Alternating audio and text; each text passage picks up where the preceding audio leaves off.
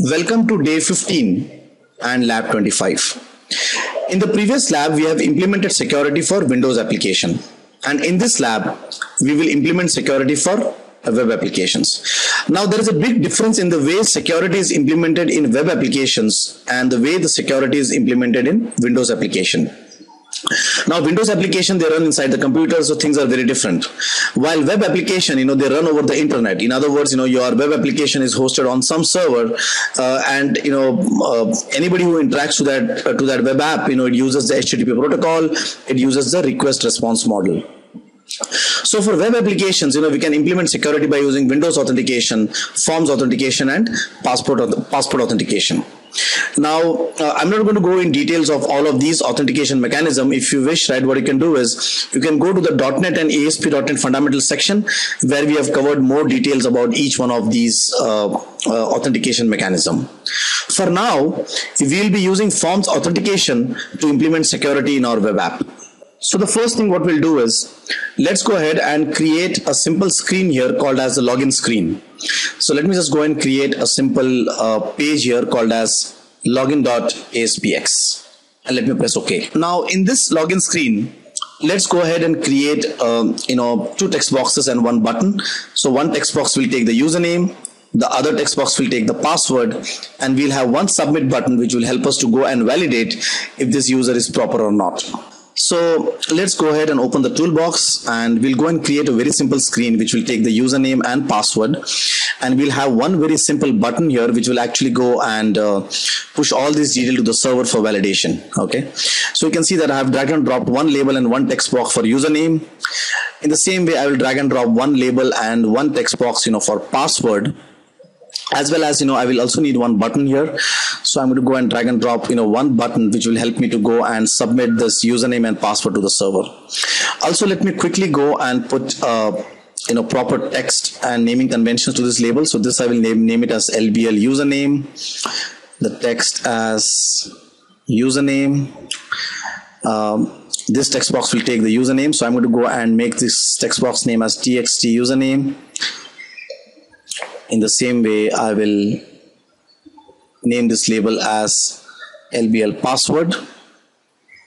This also as txt password, and this button as btn login, right? And the name on the button will be login. All right. Now, in order to enable forms authentication in our web application, we have to make a couple of modifications in our web config file. So just let me go and open my web config file here. Now, before I move ahead, I hope and I believe that you are watching this video after you have gone through the fundamental videos of ASP.NET authentication and authorization. If you have not, then this thing would be a bit difficult to digest. Okay, so my suggestion would be, in case you have not gone still, please go back, see the videos, and then again restart this video. Okay, but overall, let me tell you what I'm going to do here. We're going to define three things here. First, we are going to go and enable forms authentication. Second, we need to give the start URL, which will actually pop up, or the start page, which will actually run when this application runs, and that is nothing but the login.aspx will be the start URL. And then, the pages, which will be running, or I'll say the home page, which will run after the authentication is done. So three things we have to define here. First, we will enable forms authentication. Second, we will give the start page, and third, we will give the page, which will be seen once the authentication is done. So in order to enable forms authentication, let's go ahead to the web config file. Let's type here authentication, and let's type mode equal to. Now you can see, when we type mode equal to, now there are lots of ways by which you can do authentication, but we are going to go and select forms because that's the authentication mechanism we are going to use currently for this web application. Right. Now, the next thing what we need to define here, now once that we have defined, okay, the authentication is going to be by using forms authentication mechanism, the next thing what we have to define is that, okay, what is going to be the start page which will run when the application runs? And second, once, the validation is done, what is the home page which will run? Okay, so those two pages we need to define here. Now, definitely the start page which we would like to run is the login.aspx page, and the home page which we would like to run after the validation is done is nothing but the customer data entry.aspx page. So now, in order to define the what you call the start page as well as the the subsequent pages, right, we're going to use the forms tag. So in the forms tag, we use the login URL property to define the start page which will run. So currently our start page is a login.aspx page. And once, the user has validated his user ID and password, we would like, that customer data entry.aspx page should start running as the home page.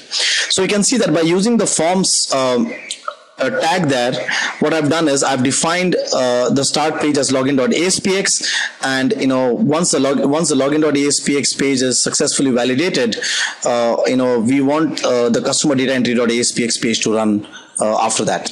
So by using the forms tag, we have defined what our start page will be and what our subsequent pages will be. Now, one very important point to note about web applications is that on internet, right, when your application is on internet, right, anybody can come to your website, right? For example, if you have google.com, anybody can type google.com, right?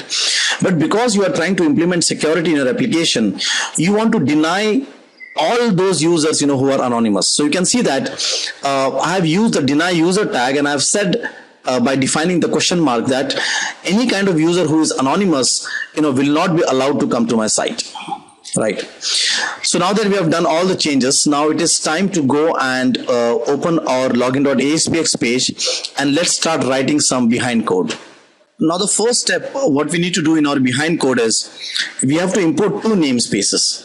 One namespace is nothing but our middle tier, because in our middle tier we have a user component which has a login logic, which will help us to go and validate if this user is proper or not. Second, because we are using forms authentication, we need to ensure that we also import system.web.security namespace so that we can implement forms authentication. So now the next thing is in the btn login click, let's go ahead and create an object of a user. And to this user object, we're going to go and pass two things. One is we're going to go and pass him the username, and the other thing which we are going to go and pass him is the password. Okay. So if you remember right, our username, for the username, we have created one nice text box called as txt username. So whatever is typed in txt username will be set to the obj user.username property, and whatever is typed in the txt password will be set to the obj user.password property. And if you also remember that, our user object or user class had a isValid function which will return true if the entered user is proper. Okay, so what we're going to do is we're going to say, okay, if obj user.isValid is true, then please go ahead and use the forms authentication class and redirect from the login page, to the home page. Our home page currently is customer data entry.aspx. And to the redirect login page, we need to go and pass in the username, and also if you want to go and persist the cookie or not. Now in case if you're not understanding this statement, forms authentication dot redirect from login page, I will again suggest please go back to the fundamental videos of .NET and ASP.NET fundamentals, and please go and see the complete authentication authorization videos what we have recorded. Okay, so there we are done with the logic. So you can see as soon as a person clicks on the login button, we'll go and create the object of the user, right? The object of the class user, will pass him the username and password. We'll check if it is valid. If it is valid, then we'll say, okay, now redirect from the login page, to the rest of the pages of the site, or else, stand where you are. So now that we have done all our programming, let's go ahead and build the solution. No errors, 0 errors, 2 warnings. Let's exclude the warnings for now. So that looks everything fine. Let me go and run this. Oops, there's a problem. You can see that he has actually gone ahead and ran my Windows form. So let me just go ahead and ensure that we run our web application as startup. Okay, so I've just right clicked and said that, okay, please go ahead and run my web application as startup. So you can see now, once I've run the application, you can see my website is now running. And the most important thing which I need to point out here is that because we defined our start page as login.aspx page, and we said that deny any kind of user who are anonymous, what has happened is he has just went ahead and executed my login page first. And he's saying that until you don't put the user ID and password properly over here, I will not let you go and navigate the rest of the pages, right? So that's the importance of the login URL which we had defined in our forms tag. Okay, so what I'll do is let me go ahead and put my username and password here. Now let me go and open my SQL Server, because upfront I don't remember the username and password. So let me just go and open my SQL Server from here. So there's my database, mycustdb. Let me go and open the table where all our users are stored. So we have one user Shiv and pass @123. So if I type here Shiv and pass @123, and if I click on login, you can see I've validated. But before I go ahead, there's one big problem here. The problem is this password, just very quickly before I move ahead with other things.